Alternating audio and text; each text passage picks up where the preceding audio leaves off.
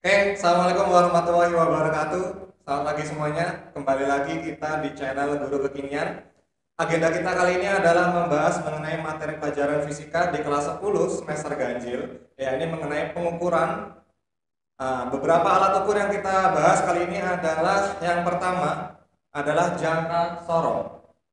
Nah, bagaimana cara penggunaan alat ukurnya, lalu cara menuliskan hasil ukurnya, itu ada di dalam video kita kali ini. Jadi, stay tune terus. Jika kalian menyukai video ini, silahkan klik like, subscribe, dan share, supaya teman-teman kalian bisa ikut belajar di video ini. Oke teman-teman, kita sekarang akan membahas mengenai pengukuran alat untuk bisa mengukur besaran panjang. Jadi pada fisika itu ada beberapa besaran pokok. Yang pertama adalah besaran panjang. Nah, alat ukur apa yang bisa untuk mengukur besaran panjang? Kalian lihat di sini sudah ada tampilannya beberapa alat ukur yang bisa mengukur besaran panjang. Yang pertama adalah penggaris atau mistar. Ya, penggaris atau mistar ini yang biasa kalian pakai ya, penggaris yang panjang atau penggaris segitiga siku-siku. Lalu pita ukur. Pita ukur ini untuk mengukur beberapa benda yang bentuknya biasanya tidak teratur. Contohnya tubuh manusia atau macam-macam. Selanjutnya adalah jangka sorong. Jangka sorong ini yang mana jangka sorong? Jangka sorong itu adalah yang ini, teman-teman. Yang latar belakangnya merah ini. Jadi di sini ada beberapa bagian dari jangka sorong yang akan kita bahas di video ini. Selanjutnya adalah micrometer screw, tentunya yang sebelah sini, pojok atas ini, yang backgroundnya hijau. Micrometer screw ini adalah alat ukur yang bisa diputar-putar. Nah, bagaimana cara penggunaannya atau pembacaannya? Habis ini ya kita bahas. Oke, yang pertama adalah penggaris atau mistar. Jadi di sini seperti yang kalian sering gunakan, mistar ini memiliki skala terkecil. Nah, skala terkecil ini nilai skala terkecil biasa disingkat dengan NST. Nah, untuk penggaris itu memiliki 1 mm. Jadi di sini skala terkecilnya adalah 1 mm. Nah, selanjutnya kalau ini sudah kalian paham ini ya. Ukurannya ini cm, lalu yang ini yang merah yang jarang kita gunakan inci. Tapi untuk di luar Indonesia kebanyakan menggunakan yang inci ini. Tapi kalau di Indonesia kita gunakannya ukuran cm dan milimeter.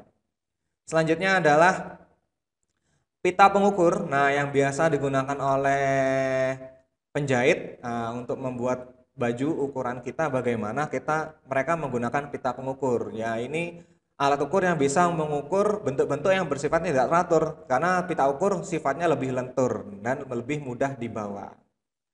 Nah, oke, ini singkat saja.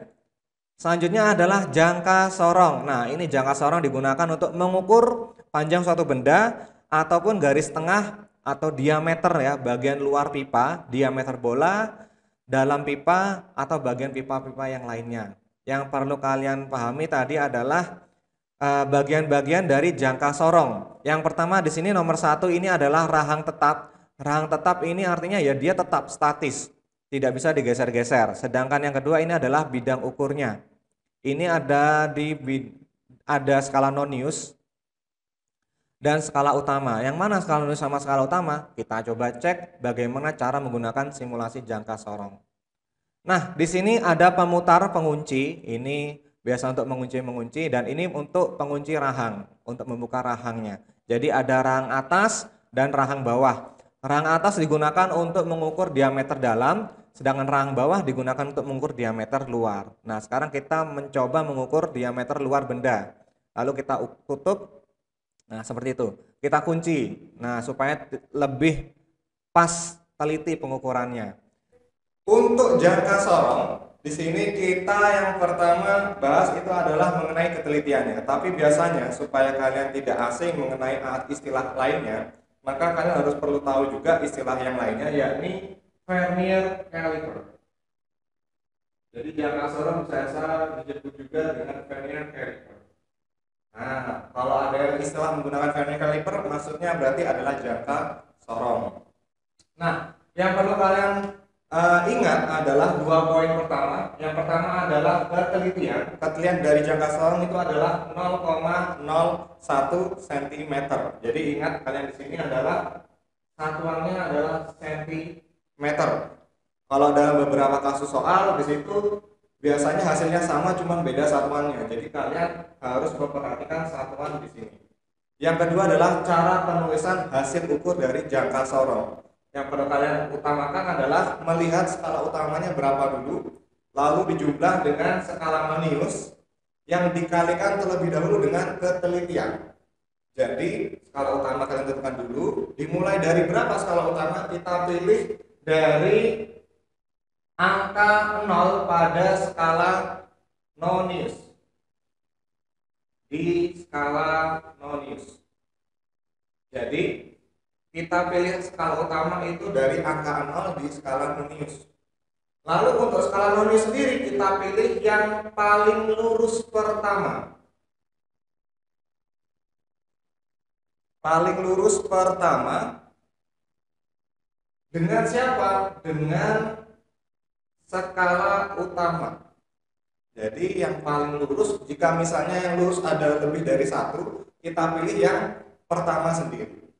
Oke, baru kita kalikan dengan ketelitian dari jangka sorong, yakni 0,01 cm. Nah, bagaimana contohnya? Misalkan saja di sini kita dapatkan skala utamanya 1,7.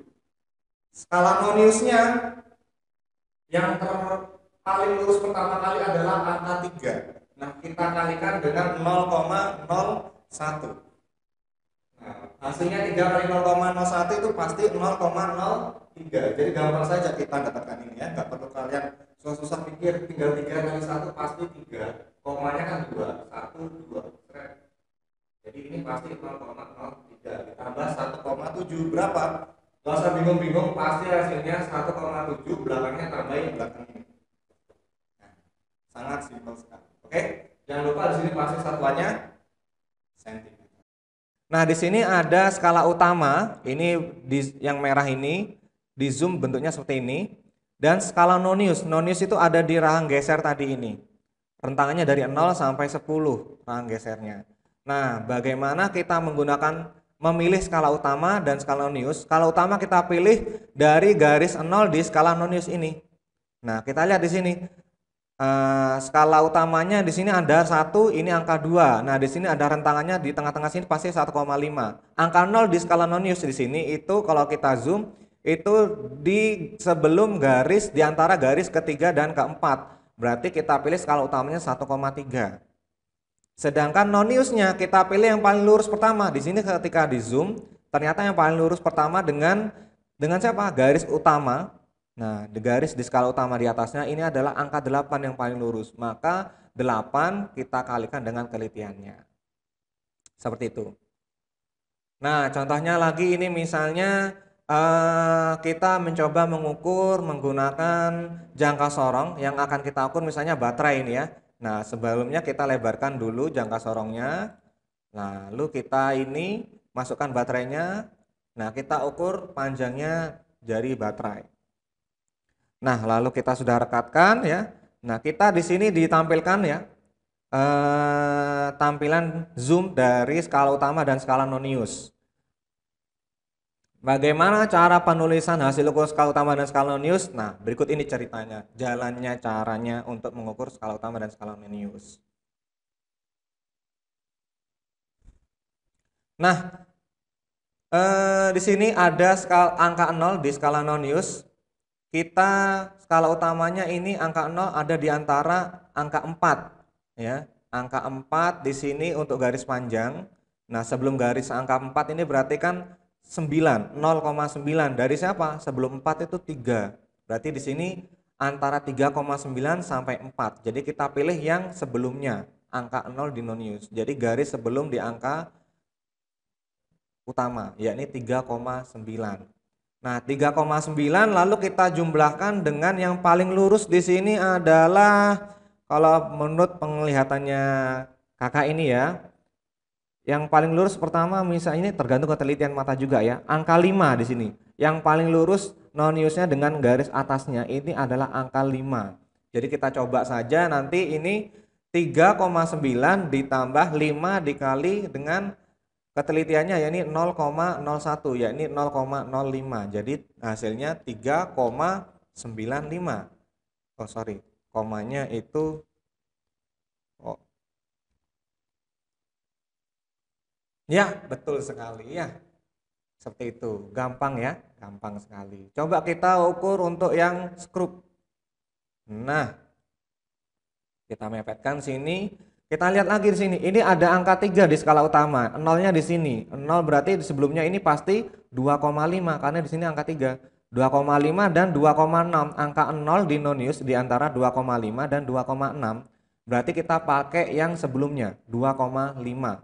Jadi skala utamanya itu 2,5 ditambah noniusnya paling lurus dengan garis atasnya, ya ini adalah menurut penglihatan kakak ini adalah yang pertama ya.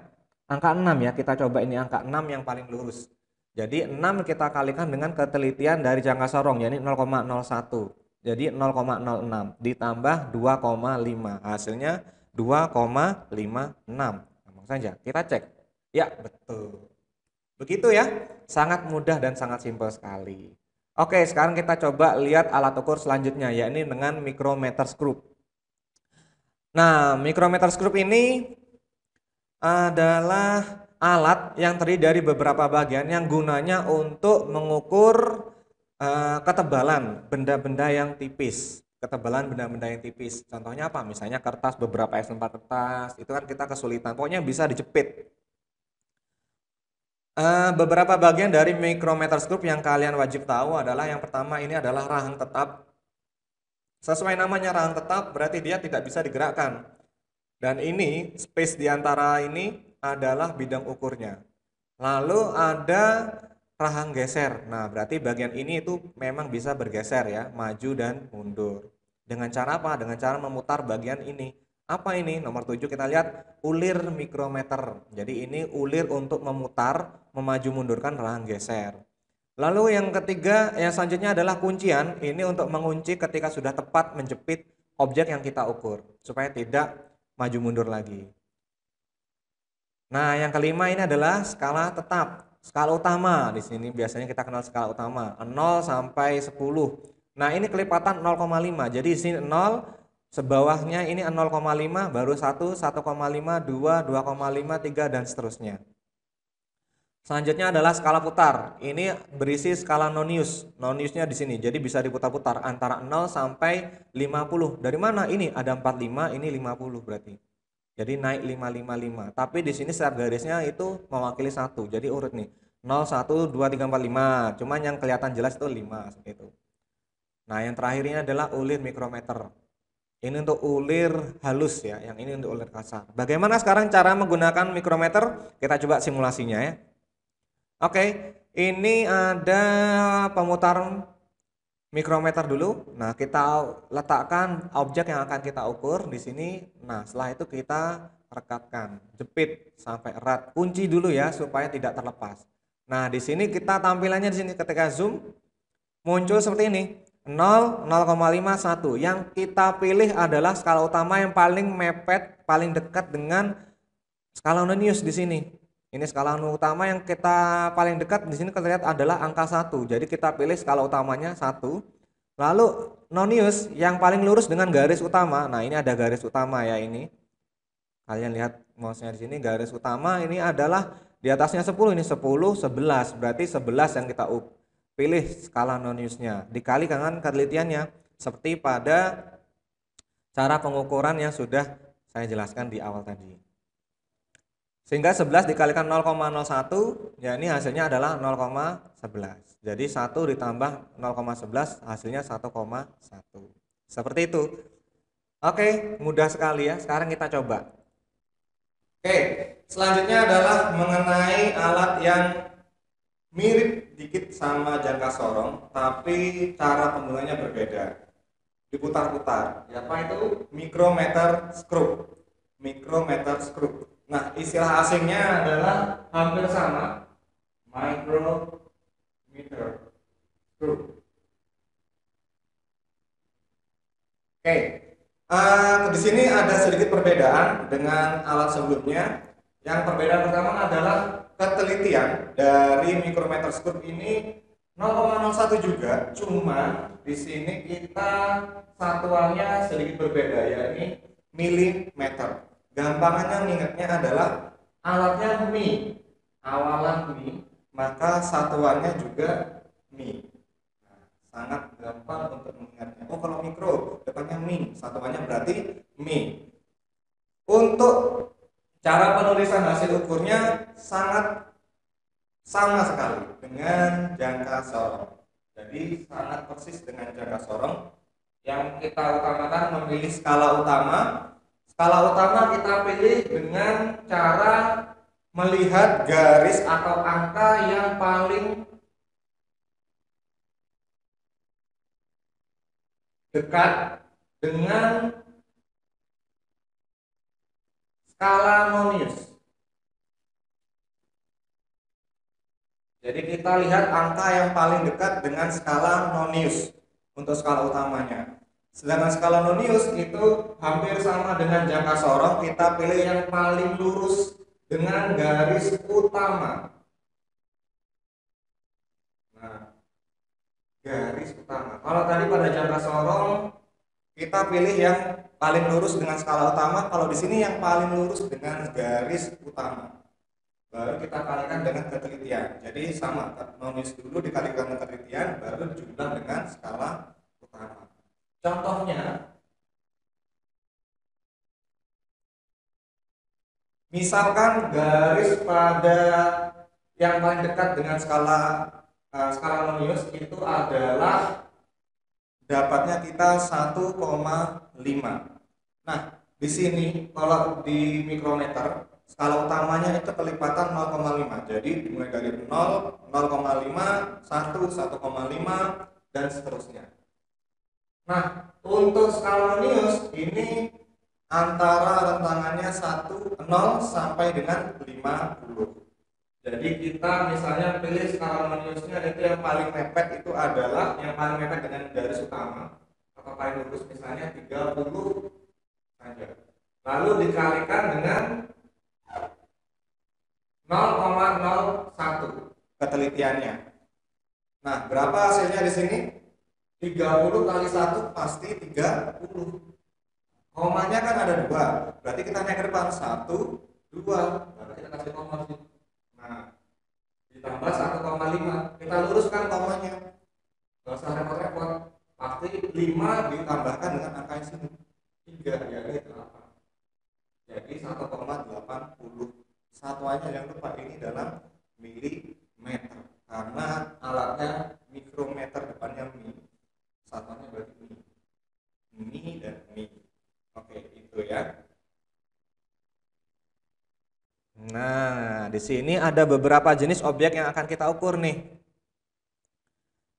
Coba pertama kita inikan dulu ya. Wah, ini agak ini nih. Misalnya kita tipis aja nih. Nah, lalu kita ukur nih. Kita jepit sampai rapat. Nah, sudah sangat rapat, kita dapatkan ini nih. Nah, di sini 0, ini skala utama kita pilih dulu yang paling mepet dengan garis ini ya, garis tepi ini. Yang paling mepet ada berapa? 0, 0,1. Nah, ini ada terlihat 1 ini. Bisa jadi ini 1,5, bisa jadi ini nggak sampai 1,5. Jadi kita coba pertama dulu ya. Yang kita coba karena ini terlihat 1, berarti ini kita coba 1,5 dulu untuk skala utamanya. Skala noniusnya kita terlihat jelas ini adalah 45 dikali 0,01 berarti 0,45. Jadi 1,5 ditambah 0,45 hasilnya adalah 1,95. Kita coba 1,95. Apakah benar? Salah. Berarti di sini skala utamanya yang kelihatan salah. Berarti tidak sampai 1,5. Berarti kita pilih yang 1. Jadi 1 ditambah noniusnya tadi 0,45. Hasilnya 1,45. Kita cek. Iya, betul sekali. Gampang ya? Gampang sekali. Oke, mungkin itu alat ukur yang kita bahas di video kali ini. Semoga kalian bisa memahaminya dengan benar, dengan tepat, sehingga kalian nanti ketika menghadapi alat ukur yang asli, jangka sorong sama mikrometer, bisa untuk menggunakan dan membacanya. Banyak sekali ujian soal-soal ujian yang menggunakan alat ukur jangka sorong dan mikrometer skrup. Jadi saya sangat berharap kalian benar-benar memahami materi mikrometer jangka sorong ini. Sampai nanti ujian nasional kemarin-kemarin masih ada ujian nasional tuh masih ada ya. Oke, itu dulu untuk materi kita di video ini. Silahkan jika kalian menyukai video ini, silahkan klik tombol like dan subscribe-nya. Jika kalian ingin berbagi, klik tombol share-nya supaya teman-teman kalian yang lainnya bisa memahami materi ini juga. See you next time, bye-bye. Assalamualaikum warahmatullahi wabarakatuh.